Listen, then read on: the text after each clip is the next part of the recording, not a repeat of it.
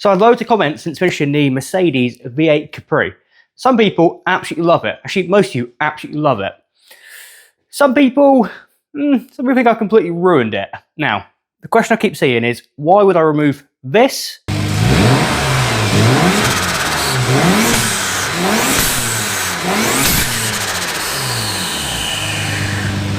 My previous twin-turbo 2.9 Cosworth build in order to put in this, the 5-litre Mercedes V8.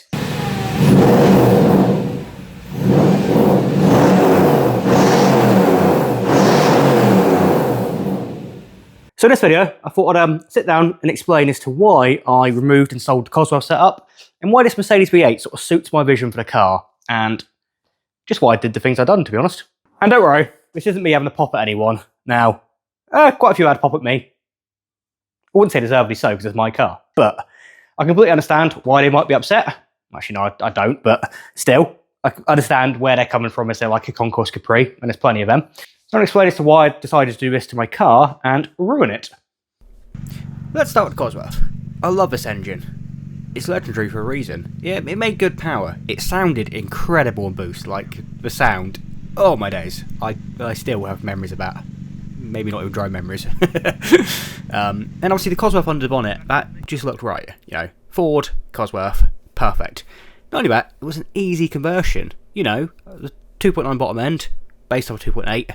So just use a V6 cross member, use a V6 gearbox, bolts right in. So I upgraded the clutch. I ended up making a custom turbo kit, put Volkswagen 1.8 20 valve turbo, longitudinal turbos on it out of a Passat and Audi. Done all that, and it was fantastic. You know, I was quite proud of that build, but I just couldn't get over some of the hurdles for maintenance, and I couldn't enjoy it as much as I wanted to enjoy it. Hence a change. So why the Mercedes V8? Well, honestly, it ticked every box. I wanted a simple V8. I didn't want old school. I didn't want to be sort of having to refresh the engine, change the bearings, replace the camshaft, do the seals up and up, because it's, you know, an old 70s, 80s designed engine, which are great, don't get me wrong, but they're nowhere near as efficient, they're not as reliable, and they require a lot more maintenance. And they've been done before. Everyone has already fitted the Windsors, the Rover V8s, all that. I didn't want to do it. Well, yeah, I wanted something different. So the Mercedes, I stumbled across this engine accidentally. I found myself one cold evening just thinking, what can I fit in a Capri? I'm fed up with a Cosworth. What can I fit in there? Had to be V8. Had to be modern, but not so modern it's covered in emissions rubbish or difficult to work with. I had to bolt a manual gearbox to it without really huge expense. So ideally something that would bolt up without an adapter plate, because that soon spirals into thousands of added cost. It had to be a sort of a budget option, and as simple as can be. Now, I looked at the Lexus. Now, yeah, the 1UZ, great engine. Loads of people used it. It's been done before, fine. I looked at the Audi V8s. Fantastic. Manual gearbox options and electrics and size, not so ideal. What else did I look at? I looked at BMW options. I had an M62 in a previous Range Rover. Love the engine. I even had one here. But size of it, and then I'm pretty sure oil flowing for the engine mounts, things like that, again, sump stuff, it just makes it expensive and difficult to work with. And again, someone had done it. And I think he said, it was great to do it, but it's not worth the effort. So I knocked that on the head. Even the Jaguar, I looked at the AJ V8s and so on, the supercharged lumps and all that. You can get the adapters off for them and so on, but just wasn't quite feeling it. Again, there was too many things that were in the way. And I thought, Mercedes, what do they do? And I didn't realise that Mercedes, in a whole range of cars from like the mid-90s at least, up till sort of 2011-ish, they had the M113. And they used this in all sorts. It started off with a 4.3 or something litre variant in the 90s. Yeah, whatever. Then they soon moved over to the 5-litre variant. Known actually as being one of Mercedes' best engines. Very reliable. Pretty much just simple maintenance. And also not that expensive to maintain either. So notice that. Size-wise, well, doesn't weigh anything because it's a full aluminium open block, aluminium heads, single overhead cam, so it's compact as well. So it doesn't weigh much. It's as compact as can be for a modern V8. Very little emission stuff on it that I can just remove. A gearbox I could bolt up from a V6. It just ticked every box. It was perfect. Well, the only downside being is you couldn't use the factory management. Now, on like the BMW stuff and VAG stuff, you would be able to. On this Merc, it just wasn't worth it. It is possible, but not by me, and not really anyone I think in the UK has been fiddling with it. So more people like in Germany and Russia or whatnot have sort of managed to crack it. So I had to go standalone management. But that didn't scare me either, because I'd already done it before, and I had two ECUs kicking around, so no issue whatsoever. So it ticked every box.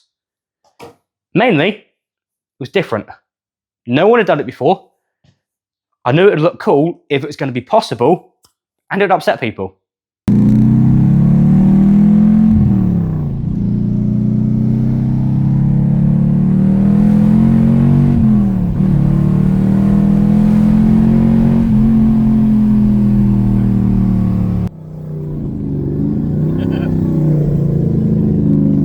I'm not going to lie, like the Cosworth setup, one reason I build cars, when I have time now, is because I like to do something different.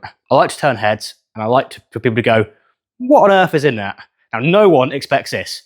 The amount of conversations I have had, people go, oh, is that maybe a 3 litre? No, not at all. It's a 5 litre Mercedes. And when you tell them that, their jaw drops. It's fantastic. I actually haven't had this to many shows yet, and in a few weeks I'm taking it to the biggest car show in Cornwall. So I'm hoping it's going to turn a few heads, hopefully nice weather. And I know it's going to upset quite a few people, but it's also going to have a lot of attention because it's a Mercedes and a Capri. It's so out of the box. I absolutely love it. And that's what I like doing. I like the challenge. I like to be different. And it was just so suitable. So I had so many comments like this on the shorts and the videos I put up, which is to be expected. It's not going to be to everyone's taste, but you can't build a car to everyone's taste because we all have different taste. And if I built it for everyone, would I enjoy it? Probably not. No, I built it for me. I done the work. I took the effort to do it. I spent the money. So that's why I built it.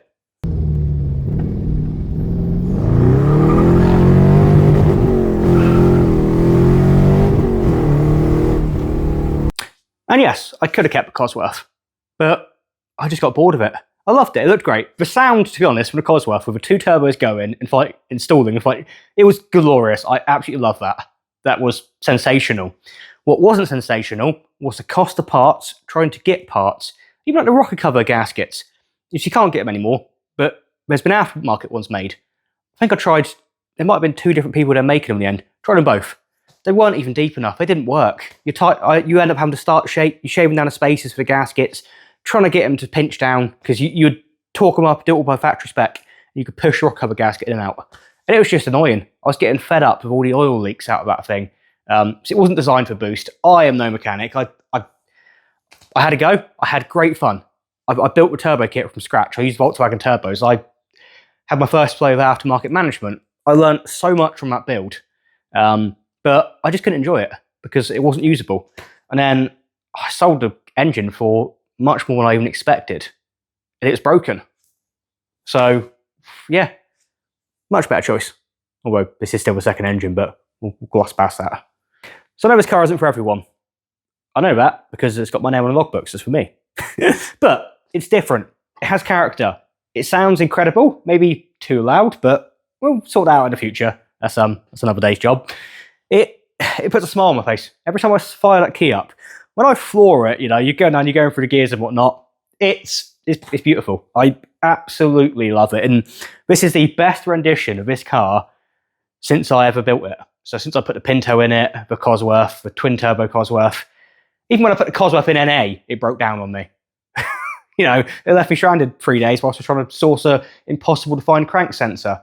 So then I had to spend 150 quid on a used one just to get it moved again. And no, much better idea. So I'm sorry it may have offended some of you. I'd love to say I care, but I honestly don't. Yeah, what more can I say? Most of the internet absolutely love it. And I thank you guys for all the support. I'm just hoping now for a few dry days of weather. The weather this past week has been terrible, but it is looking up. So if we can get a bit of driving footage, some nice scenic shots, show you guys what this car is actually about, that would be fantastic. But for now, just another quick workshop video. So why not tell me what you would put in here instead? Bearing in mind, also think of how much that would cost to do it. We've already been through what it's cost, and it worked out to be an absolute bargain. People wanted me to put an LS in it or Coyote in it. I've got to import one from the States. And then you need a transmission as well. And then again, you have to do wiring. It's 20 grand minimum. It's absurd. Now, I would love to do that. I would love to put an LS in this. It's been done already, though. Be lovely, but budget, different. That's what my whole channel's about. So you've seen my other cars, you've seen this. That's what I do. And there's another reason I haven't been out driving this yet, and it's still on the ramp after a couple of weeks. One, because it was blocked in by that, which is a Colchester Bantam, which is actually going to be for sale. I've only just put it in and started using it. Well, it's not even put in yet. I've just started using it. Because I may have been to an auction, so I know you guys wanted some workshop updates, and there's going to be some big ones coming because of this. That's a very small fraction of metal stock. I mean, very small fraction of metal stock. There's a reason I've got that, and a ton more of it. Cabinets, casters. Hit me up if you want casters. I've got loads of them now. Just all sorts. And this isn't all of it. This is just some of it. I'm going to do a few upgrades on the workshop lights. Again, auction. I thought I needed some bigger drill bits. There's a reason again I got all them. And it's still, I've now had to get storage for storage. So, again, this is all to do with workshop upgrades. I now have a proper engine crane. And like you do at an auction, I got really carried away. So now I own a Colchester Triumph, which will be replacing that other lathe I've just bought. So I got a proper lathe. So I'm looking forward to getting this one set up, because that's going to be a lot of fun, and this one's a beast. I have a huge Hydrovane 18 kilowatt three-phase thing. I can't run that at the minute. Whether I sell that or keep it, I'm not sure yet. I have another Hydrovane to actually have one I blew up. I also can't run that. Still going to work that out. And then more importantly, to accompany my lathe, I have managed to proper luck out as well. And I got myself a bargain of a Bridgeport in very good condition. So, with a 2-axis DRO, this thing is near mint. So these are all going to be a part of some huge workshop upgrades.